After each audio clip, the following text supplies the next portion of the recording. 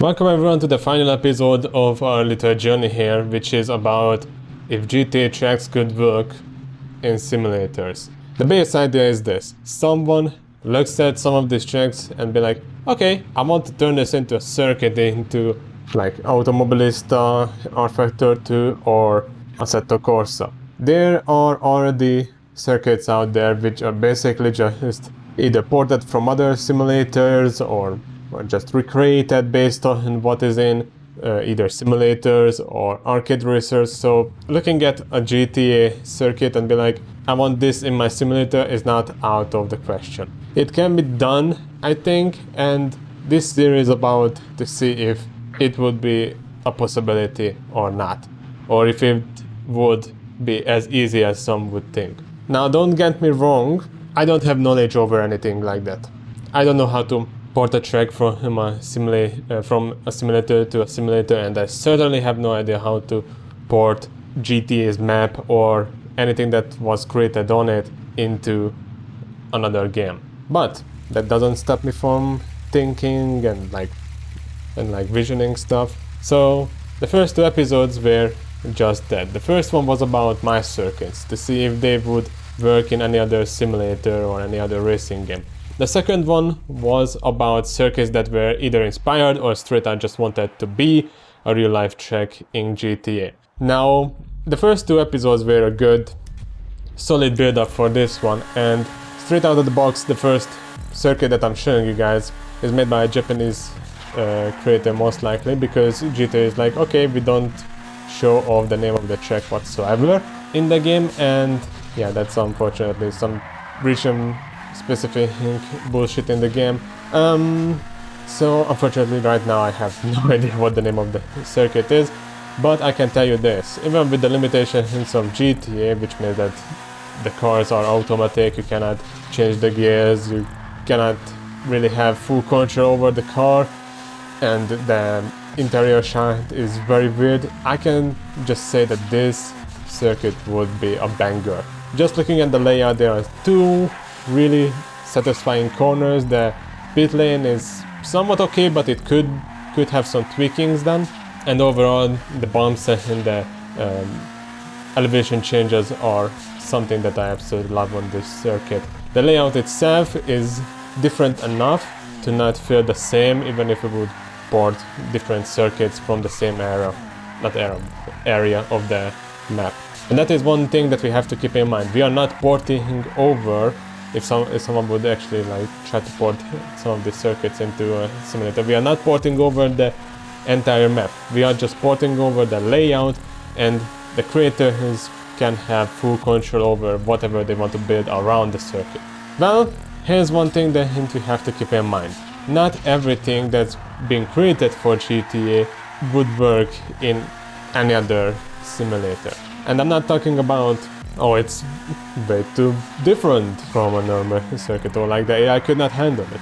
There are certain racetracks out there which are completely weird, looking at it with a different eye than in GTA eyes. So for example, curb boosting is a huge thing in GTA racing, which means that if you create a half-banked circuit like this, which is obviously similar to what you would see in real life, like Charlotte's Motor Speedway, I think that's the name of it, or the Indianapolis Motor Speedway, or straight out Daytona, where they have two versions essentially of the track with the normal banking, and there's one with the road course implemented into it.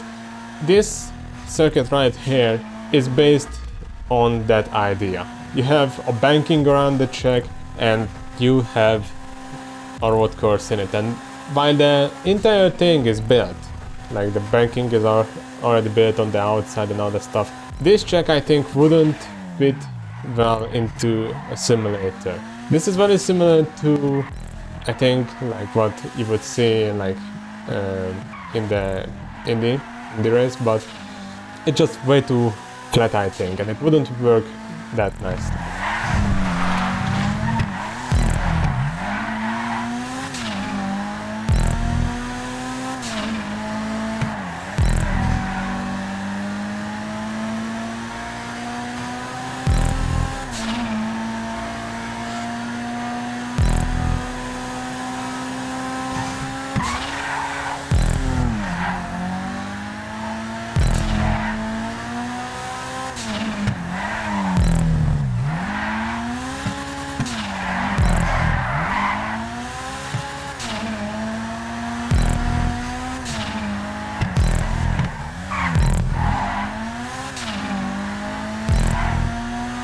The next track is a huge question in my mind as well, because Blaine County 24 Hours is one of the more known circuits out there in GTA, and it's basically just a layout on the map. Like, there are no custom sections whatsoever on this circuit, and it's meant to be an endurance based race. So, and also, like, there was an actual 24-hour long event done in GTA with this track. So this circuit has a reputation. However, I don't see how this could work in a simulator. Most of the circuit is super flat, while the rest has mediocre to decent elevation changes. So it could be a track that could work, but it could be one that flops almost every lap. However, like I mentioned it, every track that I feature in this video, in this episode, has a story behind it. A reason why I like it, a reason why I love it. And the reason why I love this one is because this circuit, this track, was the main reason why I decided to give GTA racing a proper shot. So instead of me just rambling about it and like trying to puzzle together something, I'm just gonna show you guys the main reason why I got hooked to GTA racing.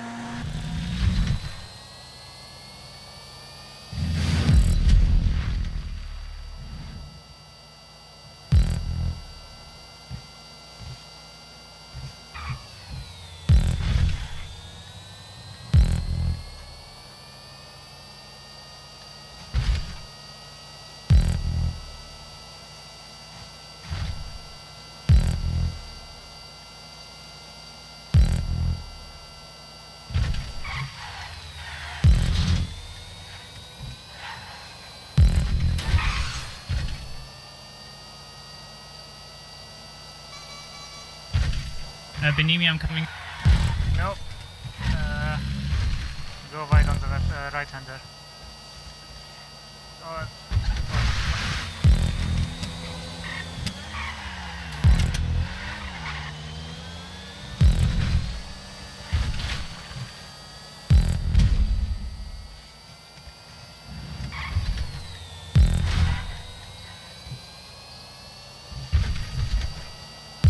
Benimi, I will take a pit stop. You might want to take one too. I don't know. I have you already? I have one already. Okay. And I can do it for like 13 minutes. Yeah, this will be team-wide, one pit. Yeah, Avivo, you've got about 3-4 minutes left before you can take one.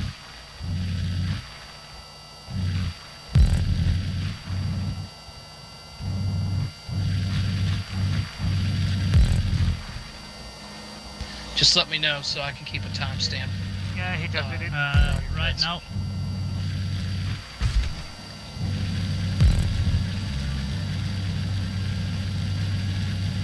That was perfectly timed. Yeah, that worked great.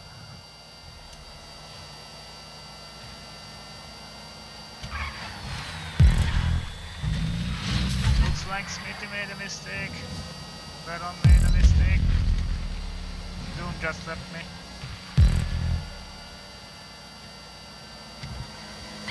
What section of the track again? First turn.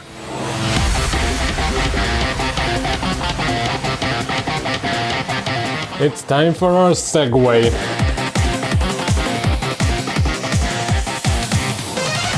It would be hard for me to describe him Frandy Baron at this point, because originally I discovered him as just a guy from GT Racing. Then it turns out he turned himself into a speedrunner, and we all know how that kind of went down. The reason why I want to mention him in this video is that he made one video that kinda made his track special for me. GTA is set in LA, which means that there are a lot of similarities between the two things. Do you know where Bruffy Beach House is? Oh yeah, it's just that house down there with the yellow stairs. Thanks, man. Alright. So what happens if you create a track that turns out to be very similar to what you could have in real life?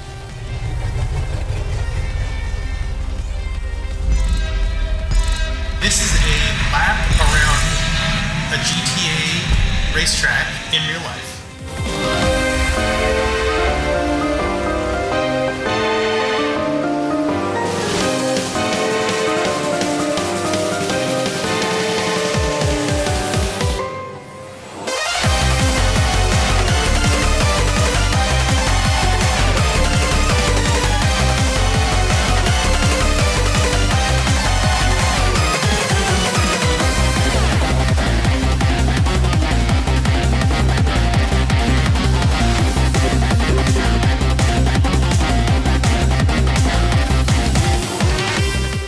outside of a pit lane that would define any kind of safety regulation in real life, this circuit I think would be a perfect mix between real life and fictional tracks, because let's just say it, this is as close as you can get with a fictional circuit. As Baron would describe it, this track is very close to LA. I think the only thing that would need to be tweaked would be the final sector, and he also mentioned that in his original video. But why do I think that this track is special? There are other circuits made by the community that follows the same rules and stuff like that. I think the video helps, but also we had very much a good time here when we did when I had my playlists back in the days. And this track I think was a perfect match for sports cars, muscle cars, and sometimes classics. We had things like Mid-80 muscle car competing against a hot rod, and it was overall a good circuit. It had everything that you would want from a circuit when it comes to the track being not perfectly smooth, and given how many fictional tracks are out there in games like Grid and Forza and all of that stuff, I think this one would fit perfectly into that category as well. So after that, let's move in and check out the other one. Just give me a second, I have to set up this one.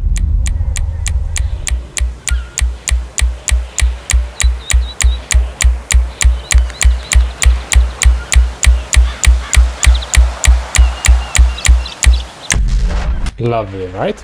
Anyways, one thing that we have to mention here is that just because a track looks awesome doesn't mean that it's fully legal. What do I have to say right here might be a bit controversial when it comes to GTA track creators, but you see that fence on the inside of the turn, or that the other fence in the next corner, or like just all over the track, random blue fences. Those are not meant to be fences, those are meant to be props that were used in the previous version of the game.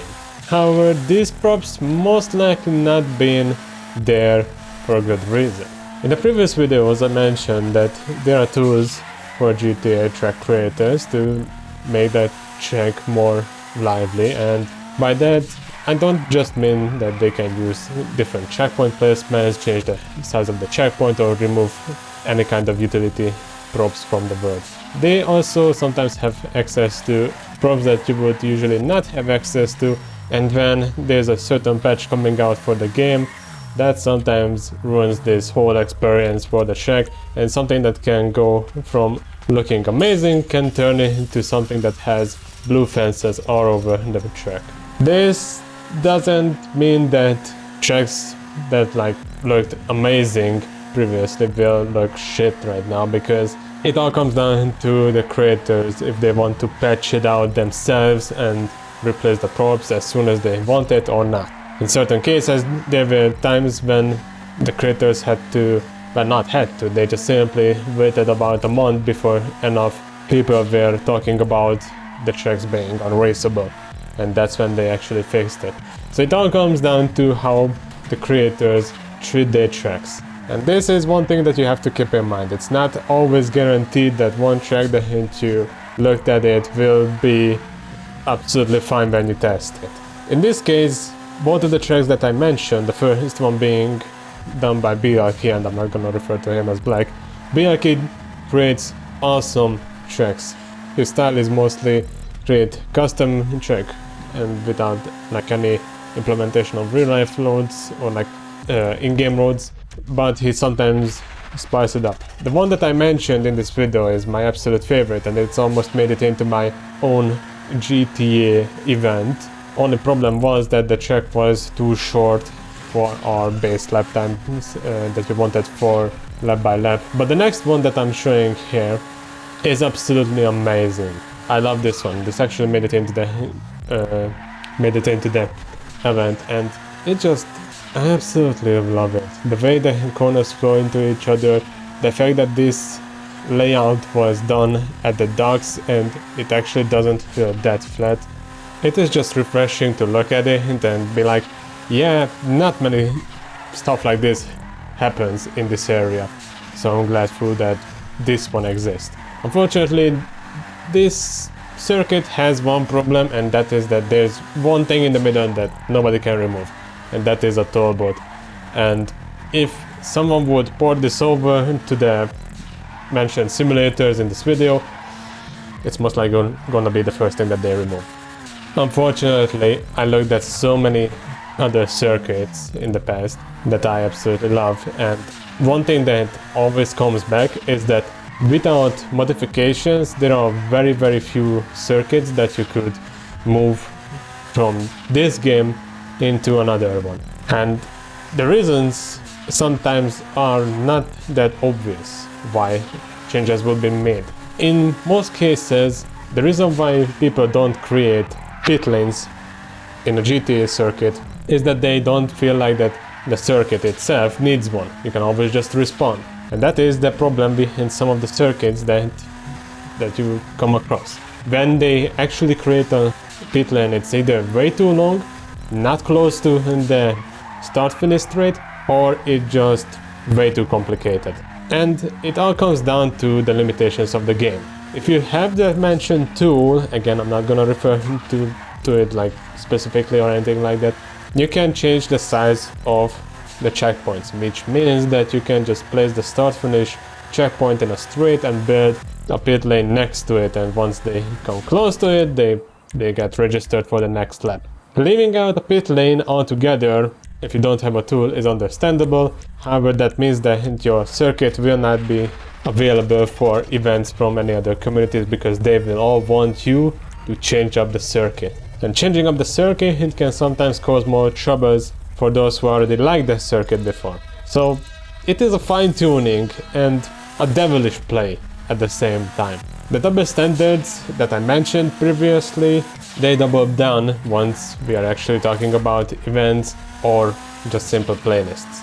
In my case, when it was about my playlist, there were 5 races where it was all about a certain class and within a certain car performance, but it was all about, if you want to go into the pit lane, I mentioned where it is, you can go at it, take it, get out of the car, hit the car, or shoot the car, or throw down molotovs if you want to, or you can ask others if they are in voice chat and they can throw a molotov at you. But it all caused confusion once someone who wasn't in the voice chat actually joined our playlist, and now let's just say it, one of these cases, someone created a bad taste in my mouth about the whole GTA community. But does the same thing applies if we port these circuits to a simulator? I don't think so. Moving a pit lane wouldn't cause that much problems, because in a simulator that is universal. You look at any real-life racing circuit and the pit lane is next to the start-finish straight. So moving something like that would mean nothing, and it would actually make sense. But when it comes to GTA racing, sometimes beautiful circuits that I just show in the background right now get buried away because it doesn't have pit lanes or any other stuff that the others think that it should have.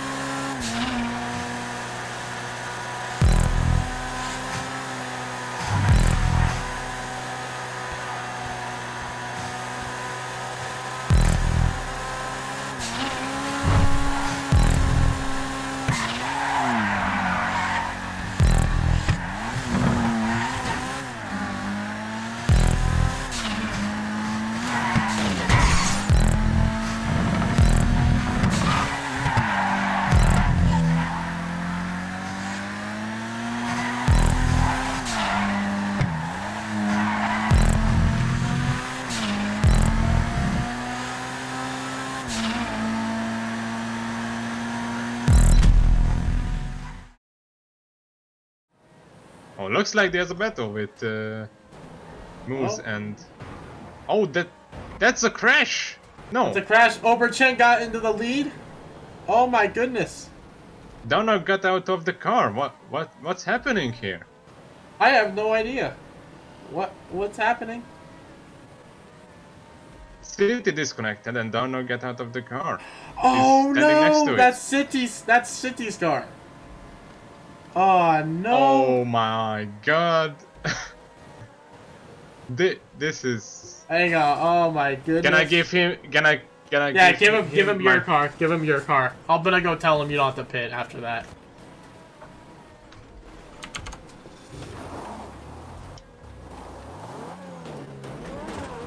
Well, we are approaching the final part of the video, and the last track that I want to show off is Laguna Park. This circuit is basically a full custom circuit which is built on water. The entire area around the circuit, like the vanilla part of this, is just used for scenery. So you could take this away and put it into any simulator and just create your own area around it without any problems. But this track itself is a good example, I think, of how much creativity can one have within limitations as well. This circuit looks awesome. It truly is. Colorful, the area around it used wisely. It can produce some really good racing as well. And although you would never use something like this for endurance racing, it does put a question in your mind: what can the creator create if this was created within limitations? The pit lane itself used at the same place where the start finish, and not just that, the creator could have just gone with, oh okay, the pit lane is on the right side. But no, it actually is very much similar to what you would have at Yas Marina, where you go in on the right side and you leave the pit lane on the left side, and it's actually the main street is basically here, just a bridge above the pit lane. I absolutely love this circuit.